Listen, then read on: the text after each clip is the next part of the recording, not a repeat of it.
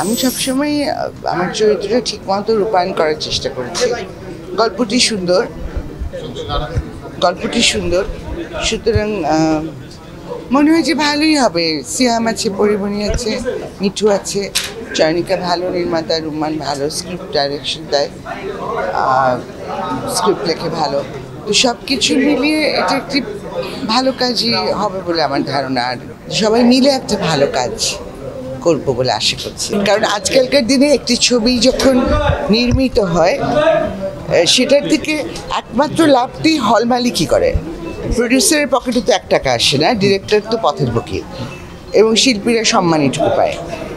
কিন্তু যতটুকু অর্থ তো হল মালিকদের কাছেই আসে, কারণ কোনো হলে একটা দুটো ছাড়া কোনো অ্যাকাউন্টেবিলিটি নাই যে কটা টিকিট বিক্রি হচ্ছে, ভিতরে কটা লোক আর কটা টিকিট বিক্রি হচ্ছে, কোনো অ্যাকাউন্টেবিলিটি নাই। হল মালিকদের আন্দোলনটা কী নিয়েছিল ওনাদের আন্দোলন? হিন্দি সিনেমা আসলে বাংলাদেশের সিনেমার কোনো উন্নতি হবে না। যে কয়টি হলে হিন্দি সিনেমা চলবে সে কয়টি হলের কিছু উন্নতি হলেও হতে পারে। আর ম্যাক্সিমাম সিনেপ্লেক্সে দেখাবে হিন্দি মুভিজ, সিঙ্গেল অডিটোরিয়ামগুলো কী হবে, পুরনো হলগুলো কী হবে?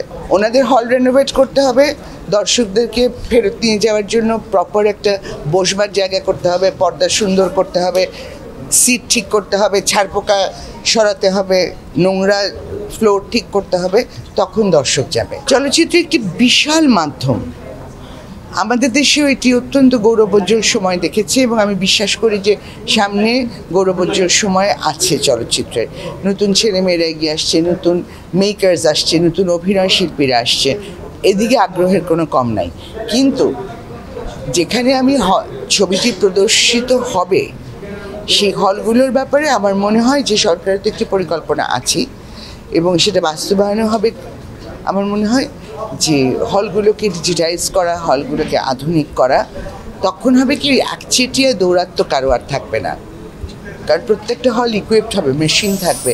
আমি সেই শুভ দিনের অপেক্ষায় আছি।